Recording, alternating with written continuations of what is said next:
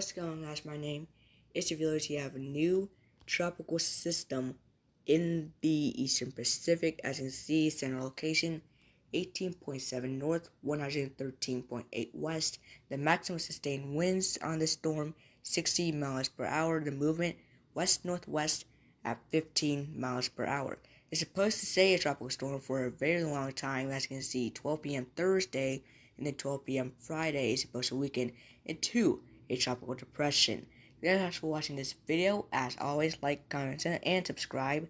And we're also getting close to 1,000 views on the channel, so make sure to share this too. And I will see you later.